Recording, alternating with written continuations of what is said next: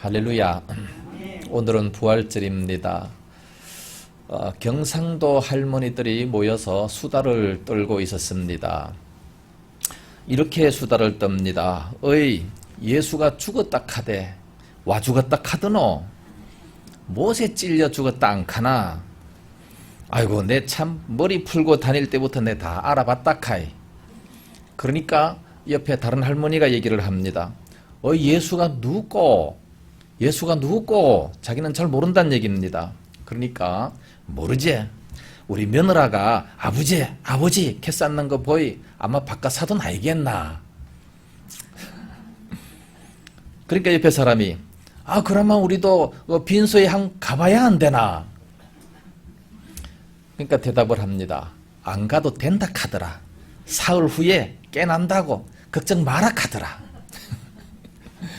예, 오늘이 깨난 날입니다. 오늘은 부활절입니다. 예, 사흘 후에 다시 깨어난 우리 예수님께서 부활하신 축제의 날, 축복의 날입니다. 우리 예수님께서 다시 죽으셨다가 다시 살아나신 이런 놀라운 날. 세상 사람들은 얘기합니다. 어떻게 사람이 다시 살아날 수 있느냐? 도무지 믿지 못하겠다 얘기하는 사람이 있습니다.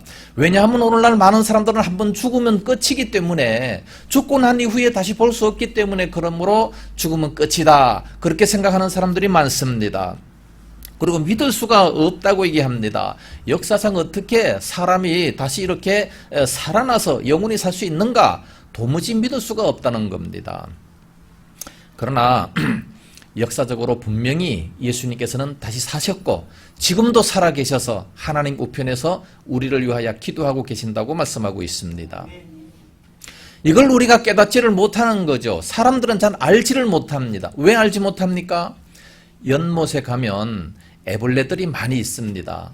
애벌레들이 물속에서 서로 다니면서 친구들끼리 서로 잘 놀다가 자기들끼리 얘기합니다. 아니, 우리 친구들끼리 잘 놀다가 저 물 위로 올라간 친구들은 왜 한 번도 다시 이렇게 내려와서 우리와 함께 놀지 않느냐? 그러면서 자기들끼리 의논을 해요.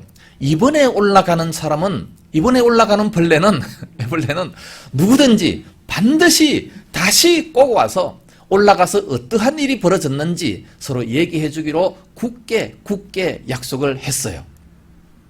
그 중에 이제 어떤 한 애벌레가 이제 연꽃을 따라 올라와 가지고 큰 연꽃 위에서 이제 변화가 되는 겁니다. 잠자리로 딱 변화가 됐어요. 얼마나 멋있게 변화가 됩니까? 애벌레가 멋진 잠자리로 딱 변화가 돼가지고 다시 들어가서 이런 일이 있구나. 다시 들어가서 얘기를 해주려고 물속에 아무리 콱콱 들어가도 못 들어가는 거예요. 들어갈 수가 없는 겁니다. 뿐만 아니라 이 잠자리는 생각을 합니다. 혹시나 내가 여위에서 이렇게 빙빙 돌아다니면서 있다 할지라도 저 밑에 있는 사람, 밑에 있는 벌레들이 나를 알아볼 수 있을까? 도무지 알아볼 수 없을 것이다. 왜? 이렇게 변화가 됐기 때문에 도무지 알아볼 수 없을 것이다. 이렇게 영광스럽게 훨훨 날아다니고 내 마음대로 자유스럽게 온 세계를 다니는 이런 모습을 물속에 있는 애벌레들이 어떻게 알겠냐? 모를 수밖에 없는 거죠. 모릅니다. 우리는 몰라요. 죽고 난 이후에 사후의 세계를 우리가 어떻게 알겠습니까? 안 가봤으니까. 애벌레가 물 위로 안 와봤으니까 모르는 겁니다. 인간의 죽음도 마찬가지예요.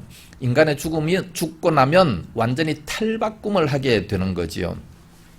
비록 우리가 죽고 난 이후에 이 세상 사람들과 이야기를 나눌 수 없다 할지라도 그렇다고 해서 아무것도 없느냐? 그게 아니라 영혼은 한번 태어나면 영원히 있게 됩니다. 영혼은 죽지를 않아요. 육체는 물질적으로 만들었습니다. 그렇기 때문에 어디 부딪히면 아프고 시간이 지나면 늙고 죽게 됩니다. 흙이니 흙으로 돌아가게 됩니다. 그러나 영혼은 물질이 아니고 비물질이지요. 그렇기 때문에 아무리 부딪혀도 아프지도 않고 아무리 세월이 오래 지나도 늙어지지 않습니다. 그러니까 영혼은 한번 존재하면 영원히 존재하게 되는 것이죠. 그러면 사람의 죽음이 무엇이냐? 죽음은 영혼과 육체가 분리된다는 말씀이에요. 그러면 그 영혼이 어디로 가느냐? 이게 문제가 되는 거 아니겠습니까?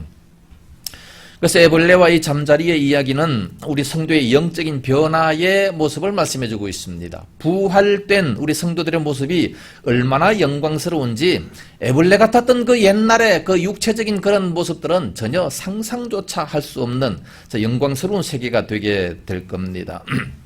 이것은 누가복음 16장에 보면 부자와 나사로 비유에서도 분명히 말씀해주고 있습니다. 잠자리가 다시 물속에 들어갈 수 없는 것처럼 이미 죽은 그 영혼은 다시 이 세상에 올 수 없다라는 것을 분명하게 말씀해주고 있어요. 성경에 확실하게 말씀해주고 있지 않습니까? 그러나 영혼이 있기 때문에 다시 육체와 더불어 부활하게 되는 이런 날이 오게 된다는 것을 예수님께서 이미 보여주셨어요. 다시 살아날 수 있다는 것을 보여줬죠. 오늘 본문에서도 보면 여러 가지 비유로 말씀해주고 있습니다. 씨가 죽은 것 같지만 그러나 심으면 다시 싹이 나고 다시 열매를 맺는 것처럼 우리도 영혼의 씨가 있으면 다시 살아나게 된다는 것을 말씀하고 있는 겁니다. 영국의 브라이언이라는 사람이 1844년도에 6월 4일 날에 이집트 카이로를 방문했다가 3000년 된 미라 속에서 곡식단지 하나를 발견했습니다. 그 속에 완두콩이 있는 것을 발견하고 그것을 가져와 가지고 심었더니 3000년이나 지났음에도 불구하고 그 콩이 심었더니 다시 싹이 나고 열매가 맺고 다시 이렇게 살아나는 그런 모습을 보게 됐다는 겁니다. 1년생짜리 이 완두콩 하나도 3000년이 지났음에도 불구하고 다시 사는데 하물며 만물의 영장인 우리 인간이 한번 죽는다고 모든 것이 다 끝입니까? 영혼의 씨가 있어요. 영혼이 씨잖아요. 이것이 있기 때문에 언제든지 다시 심으면 살아난다는 것을 말씀하고 있습니다. 언제 살아날까요? 우리 예수님 재림하실 때. 그때 다시 살게 된다는 것을 말씀하고 있습니다. 우리 구원받은 성도들은 다시 살아서 육체와 더불어 연합해가지고 저 천국에서 영원토록 영생 복락을 누리게 되지만 그러나 불신자들도 다시 살까요? 불신자들은 어떻게 될까요? 불신자들도 다시 삽니다. 불신자들도 다시 살아서 어떻게 되느냐? 백보자 심판대 앞에 가서 심판을 받고 영원히 불타는 지옥 속에 들어가서 영원히 고통을 당하게 되는 거죠. 그러니까 우리 신자나 불신자나 누구든지 다 다시 살아요. 다시 살 것을 성경에 말씀하고 있습니다.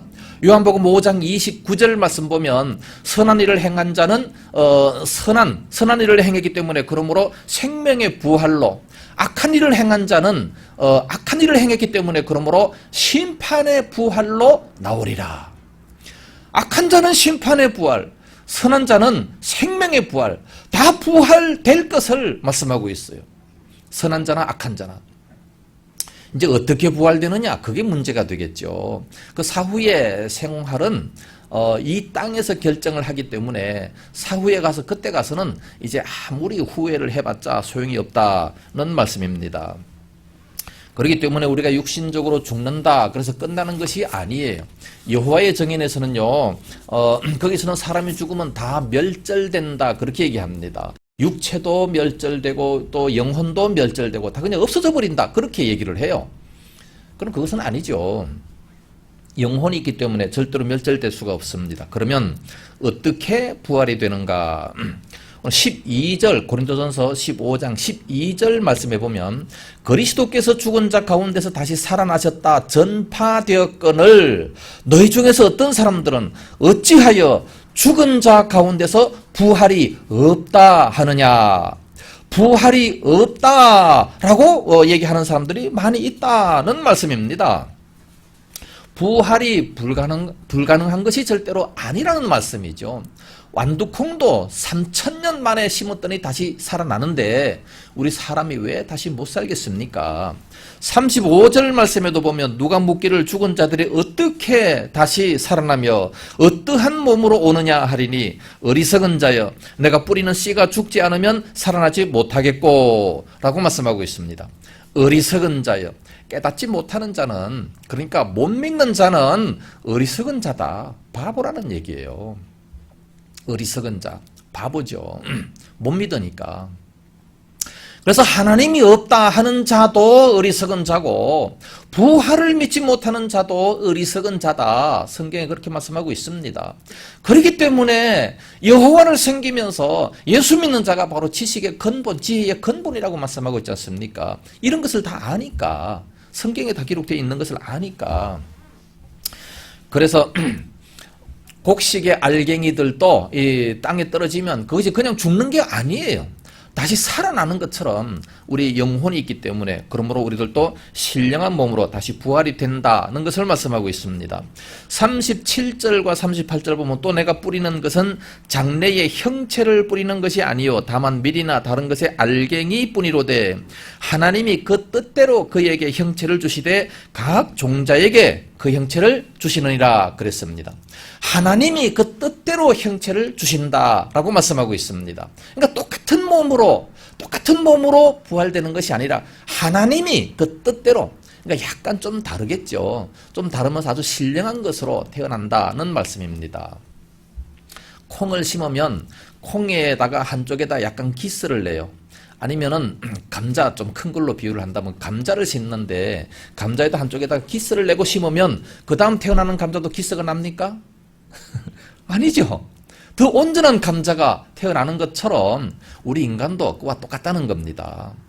이 땅에서 우리가 키가 작은 자는 작은 사람으로 태어납니까? 아니면 좀 어디가 불구자는 불구자로 태어납니까? 그런 것이 아니라는 거예요. 완벽한 존재로 태어날 수 있다는 겁니다. 아주 완벽한 그런 존재로 회복이 된다는 말씀입니다. 우리 사람의 부활이 바로 그렇다는 말씀이에요. 자연계도 그렇게 되는데, 자연계도 식물을 심으면 그렇게 되는데 만물의 영장인 우리 인간이 왜 그렇게 안 되겠습니까? 우리는 너무 짧은 세상을 살다 보니까 그걸 몰라요. 우리 인생이 오래 살아봤자 100년인데 100년 동안 살다가 보니까 그걸 몰라요. 그러나 우리는 영원한 영혼이 있지 않습니까? 영원한 세계가 있지 않습니까? 거기에 가서 본다면 얼마든지 아마 이해가 되게 된다는 말씀입니다. 그래서 부활은 반드시 있습니다. 단지 생명의 부활이냐 심판의 부활이냐 그렇게 나눌 뿐이지 부활은 반드시 있다는 말씀입니다. 그렇기 때문에 부활을 잘 준비하며 살아가는 자가 가장 지혜로운 자란 말씀입니다.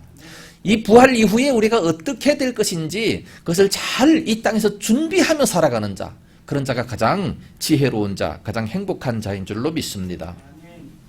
그렇다면 어떤 몸으로 부활이 되느냐, 어떤 몸으로 어떻게 부활이 되느냐, 오늘 본문에 자세하게 기록이 되어 있습니다.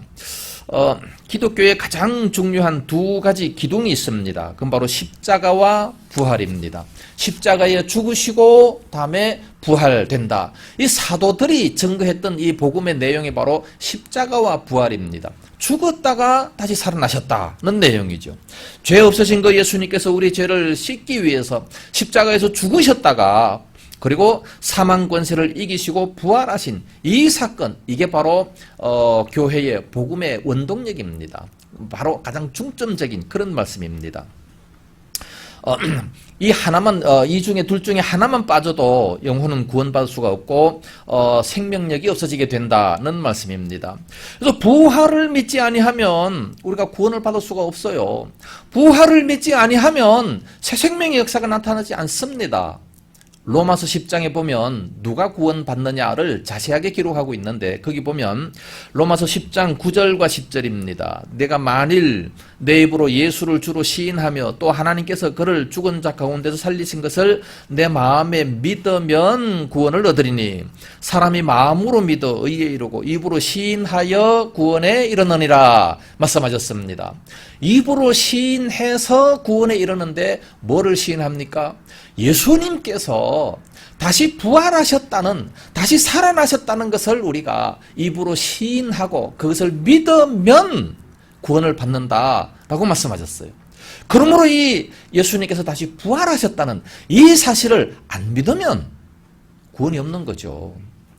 우리들도 다시 부활된다는 이 사실을 우리가 확실히 믿어야 된다는 말씀입니다. 그래서 십자가의 구속과 이 부활, 그 둘 중에 어느 것 하나라도 빠지면 안 된다는 말씀입니다. 만약에 부활이 없다면 어떻게 되겠습니까? 만약에 부활이 없다면 천국도 없겠죠. 영생도 없겠죠.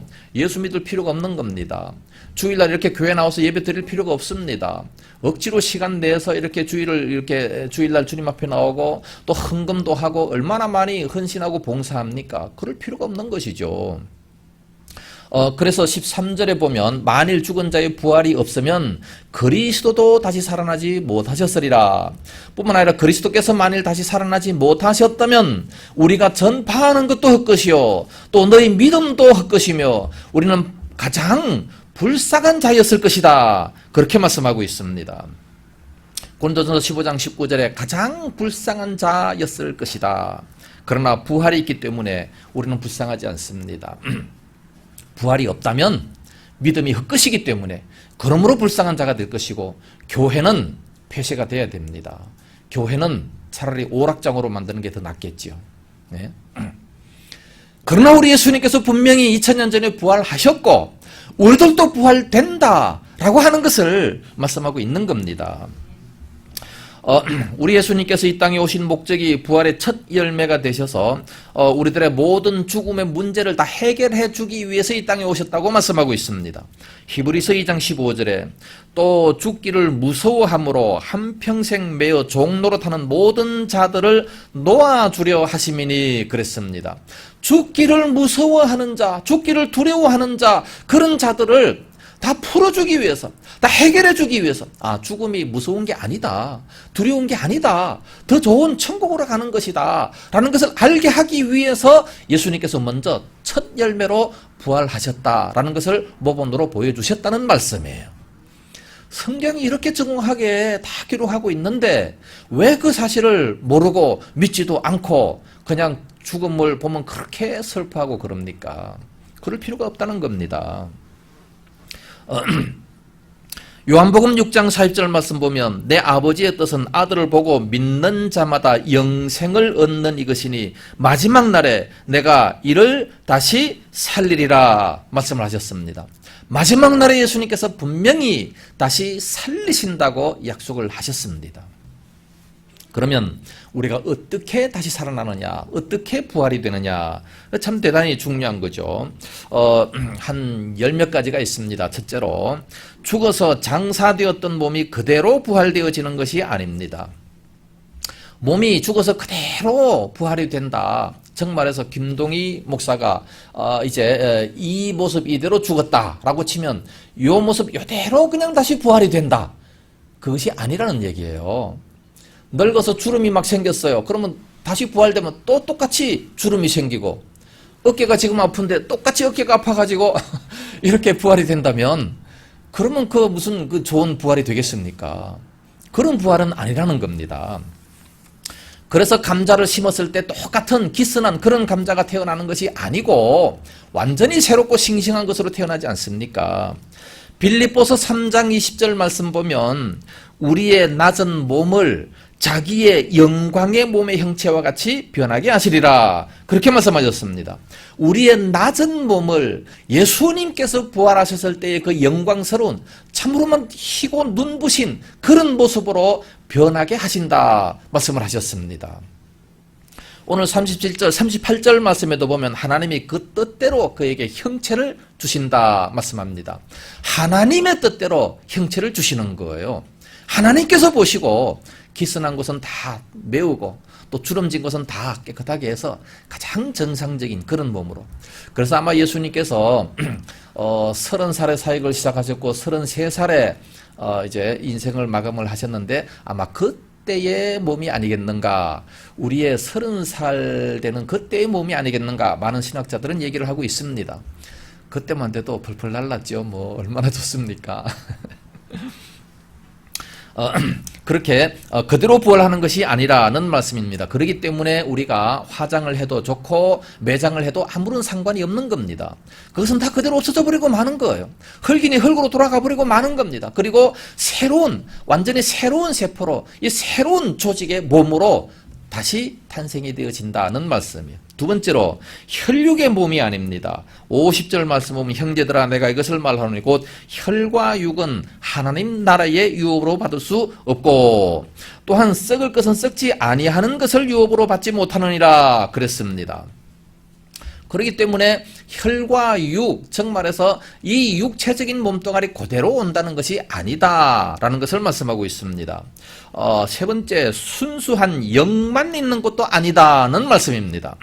누가복음 24장 39절에 내 손과 발을 보고 나인 줄 알라. 또 나를 만져보라. 영은 살과 뼈가 없으되 너희 보는 바와 같이 나는 있느니라 말씀하셨습니다. 예수님께서 다시 부활하셨을 때 육체가 다시 부활했다는 것을 보여주기 위해서 뭐 먹을 것이 없느냐? 예, 생선이 있습니다. 가지고 와라. 잡수셨어요.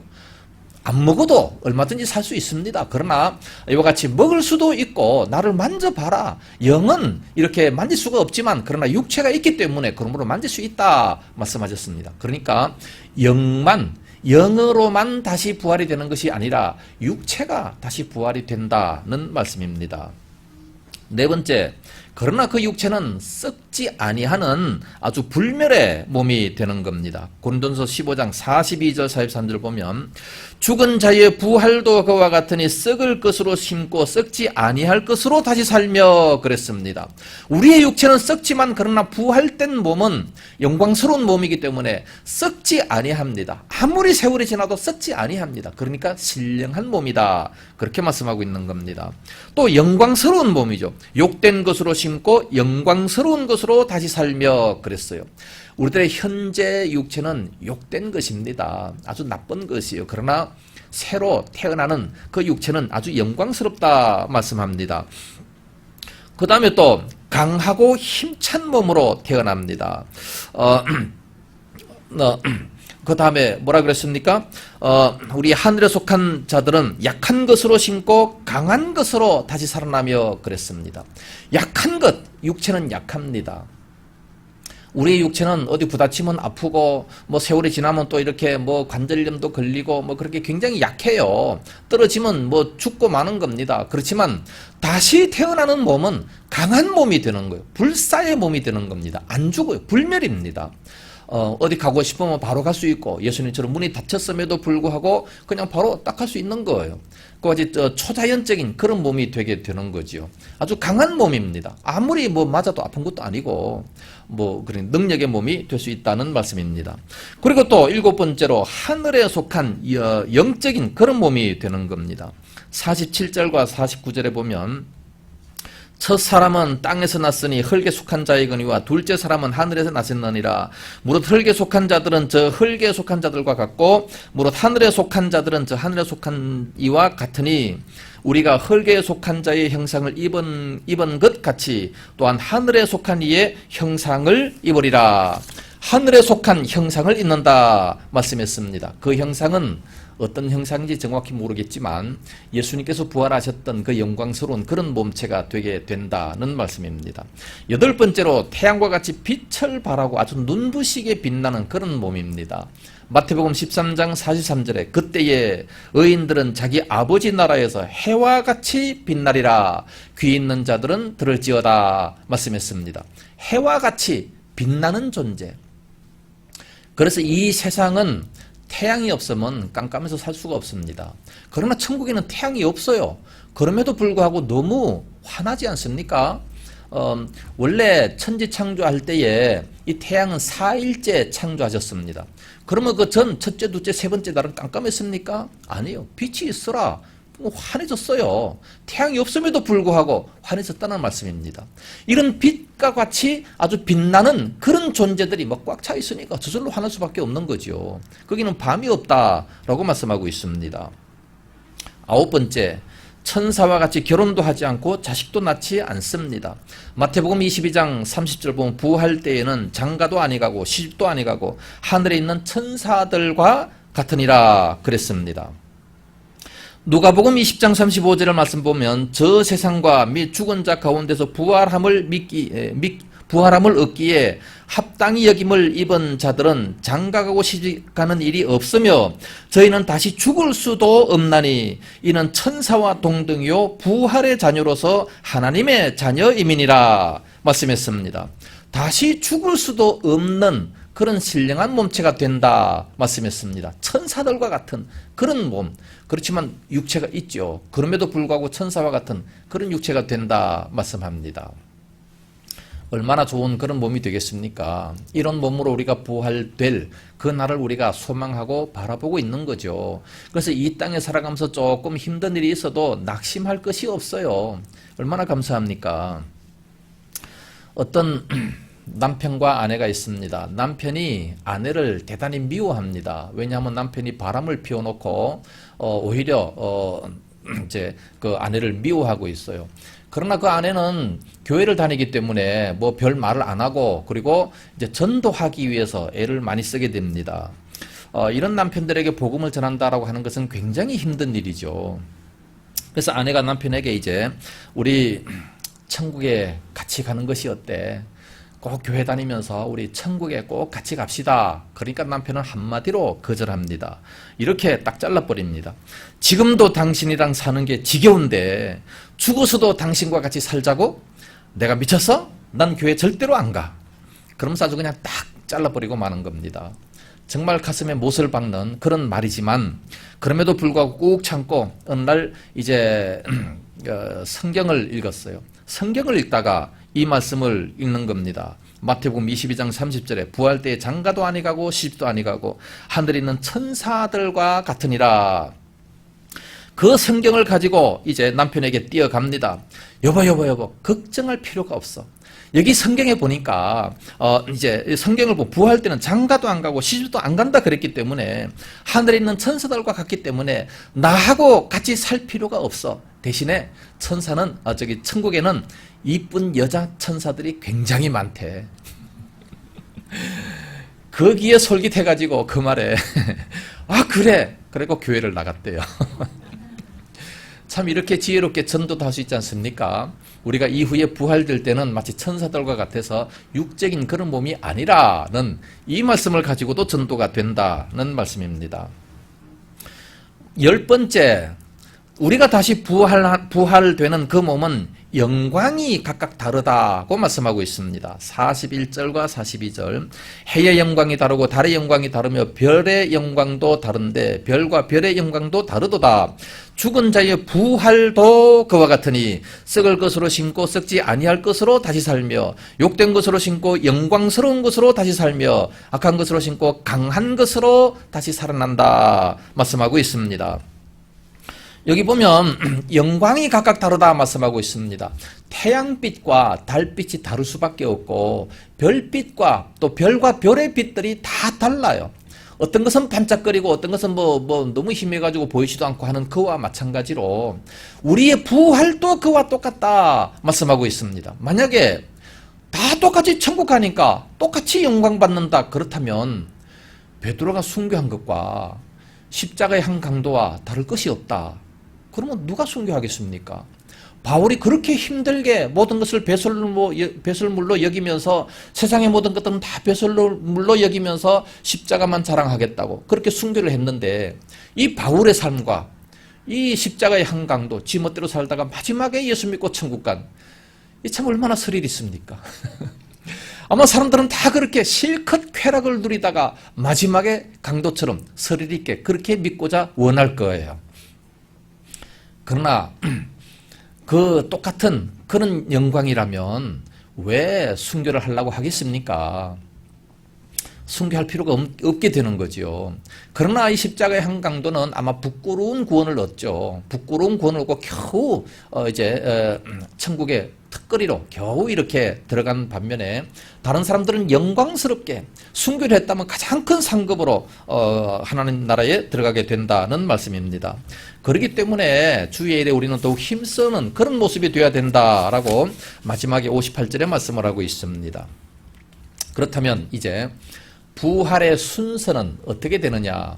부활의 순서도 다 달라요. 물론 첫 번째 열매는 예수 그리스도입니다. 20절에 이제 그리스도께서 죽은 자 가운데서 다시 살아나사 잠자는 자들의 첫 열매가 되셨도다 말씀했습니다. 예수님께서는 부활하신 분이 바로 처음으로 이렇게 부활하셨다는 말씀입니다. 예수님 그 전에는 절대로 부활이 없어요. 무슨 말이에요? 아니, 죽었다 살아난 사람들 많이 있잖아요. 살았다 과부의 아들도 죽었다가 살았고, 나사로도 죽은 지 나흘이 돼가지고 냄새가 나지만 다시 살았잖아요. 예, 다시 살았어요. 그들은 육체가 다시 살았다라는 것은 육체가 죽었다가 다시 회복돼서 살았지만, 예수님께서 사신 것은 다시 산 것이 아니라 부활입니다. 부활이 뭐냐? 부활과 회복은 전혀 달라요. 회복은 다시 살긴 살았지만 또 다시 죽는 거예요. 다시 죽을 수밖에 없는 그런 몸이에요. 그러나 부활된 몸은 다시 죽는 것이 아니라 죽을 수가 없고 영원히 다시 살게 되는 그것을 가지고 부활이라 그렇게 얘기합니다. 그렇기 때문에 첫 열매는 바로 예수 그리스도께서 살아나신 겁니다. 이게 바로 부활입니다. 예수님의 부활은 회생이 아니고 다시 사는 겁니다. 부활이 된 겁니다. 그래서 우리 예수 믿는 사람들도 예수님과 똑같이 다시 부활이 되는 겁니다. 그냥 다시 살아난다는 그 정도가 아니라 완전히 부활돼서 영광스러운 몸체가 된다는 그런 말씀이 됩니다. 두 번째로는 구원을 받고서 죽은 자들이 둘째 부활이 됩니다. 데살로니가전서 4장 16절 말씀 보면 주께서 호령과 찬사장의 소리와 하나님의 나팔 소리로 친히 하늘로부터 강림하시리니 그리스도 안에서 죽은 자들이 먼저 일어나고 그랬습니다. 그리스도 안에서 죽은 자들이 먼저 부활돼서 휴거가 되게 됩니다. 그 다음에 세 번째로는 주님 재림하실 때에 살아있는 자들이 호련히 변화가 되는 겁니다. 살아있는 사람, 데살로니가전서 4장 15절에 주께서 강림하실 때까지 우리 살아남아 있는 자도 자는 자보다 결단코 앞서지 못하리라 말씀하시면서 이제 17절에 보면 그 후에 우리 살아남은 자들도 그들과 함께 구름 속으로 끌어올려 공중에서 주를 영접하게 하시리니 그리하여 우리가 항상 주와 함께 있으리라 말씀했습니다. 예수님 재림하실 때까지 살아있는 그런 사람들이 부활이 돼요. 부활은 전혀 다른 몸체로 변화가 된다는 말씀입니다. 그래서 호련히 변화가 된다라고 말씀하고 있습니다. 그래서 이와 같이 첫 번째는 예수 그리스도요, 두 번째는 예수 믿고 죽은 자요, 세 번째는 예수님 재림하실 때까지 살아있는 자들이 그렇게 부활된다 말씀하고 있습니다. 마지막 네 번째 부활된 자들은 누구냐? 예수 안 믿고 죽은 자들, 예수 안 믿는 그런 자들이 네 번째 부활이 됩니다. 불신자들. 요한계시록 20장 12절에서 14절 말씀까지 보면 또 내가 보니 죽은 자들이 큰 자나 작은 자나 그 보호자 앞에 서 있는데 책들이 펴 있고 또 다른 책이 펴졌으니 곧 생명책이라. 죽은 자들이 자기 행위를 따라 책들에 기록된 대로 심판을 받으니 바다가 그 가운데서 죽은 자들을 내주고 또 사망과 음부도 그 가운데에 죽은 자들을 내주매 각 사람이 자기의 행위대로 심판을 받고 사망과 음부도 불못에 던져지니 이것이 둘째 사망 곧 불못이라 말씀하셨습니다. 천년왕국이 지나고 난 이후에 그때 불신자들이 부활이 되는데 그때 백보자 하나님 앞에 심판을 받고 그리고 이제 행위대로 심판을 받고 그리고 불못에 던져진다라고 말씀하고 있습니다. 이와 같이 네 번째까지 부활이 됩니다. 이런 사실을 우리는 성경을 통해서 분명히 알고 있습니다. 분명히 아는 이런 사람들을 어떻게 해야 되느냐. 고린도전서 15장이 부활장인데 15장 58절 맨 끝에 뭐라고 말씀하고 있어요? 그러므로 우리는 견실하고 흔들리지 말고 주의 일에 더욱 힘쓰는 자들이 되라. 왜? 더 영광스러운 부활을 얻기 위해서는 하나님의 일에 더 힘써야 됩니다. 그래야 이 땅에 살아있을 동안에 하늘의 상급을 결정하기 때문에 주의 일에 더 힘써야 됩니다. 그러면서 너희 수고가 결코 헛되지 않을 줄을 알미라 말씀하셨습니다. 우리가 주님 앞에 나와 예배드리며 헌신하고 봉사하고 헌금 드리고 하는 것이 결코 헛된 것이 아니다라고 말씀하고 있습니다. 우리가 별의 영광으로 부활이 될지 달의 영광으로 부활이 될지 해와 같이 빛나는 이런 부활이 될지 이 땅에서 얼마나 충성했느냐에 따라서 다르다는 말씀입니다. 이와 같이 말씀했음에도 불구하고 우리들의 믿음이 자꾸 약해질 때가 너무나도 많습니다. 교회도 빠질 때가 많습니다. 자꾸 흔들릴 때가 너무나도 많습니다. 그렇다면 어떻게 해야 됩니까? 믿음이 강해져야죠. 어떻게 해야 강해질 수 있어요? 부활의 예수님을 만나야 됩니다. 부활의 예수님을 만나면 다 강해져요. 예수님 당시에 모두가 다 실족했습니다. 엠마오로 내려가던 두 제자 실족해서 12제자 다 실족했습니다. 실족해서 아니 이 예수님께서 우리나라를 구원하실 메시아로 알았는데 저렇게 허망하게 십자가에 죽어버리고 말았다. 그러면서 다 자기들끼리 실족하며 고향으로 돌아가고 있었습니다.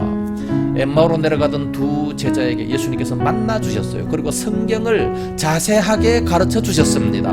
성경을 다 풀어 주실 때에 그들의 마음이 뜨거워졌다 그랬어요. 그래서 다시 엠마오로 내려가던 그 자들의 발걸음을 돌려서 예루살렘으로 올라가서 그 사명을 감당합니다. 12제자들도 부활하신 그 예수님을 만나자 마음에 큰 기쁨을 가지고서 그 사명을 감당했던 그런 모습을 보게 됩니다. 성경을 통해서 성경을 자세히 풀어줄 때에 이 성경 말씀을 통해서 예수님을 만나야 됩니다. 그러면 우리들도 마음이 뜨거워져서 사명을 감당할 수 있게 될 줄로 믿습니다. 결론적으로 말씀을 드립니다. 도마처럼 믿음이 없는 자가 되지 말고 우리는 성경을 더 열심히 배우고 자세하게 이 풀어 가르칠 때에 이 성경 말씀을 잘 배워서 성경을 통해서 우리들의 심령이 뜨거워져야 됩니다. 그래서 열심으로 충성하다가 주님 앞에 설 때에 잘했다 칭찬받고 해같이 빛나는 이런 놀라운 은혜의 역사가 있기를 예수님 이름으로 축복합니다.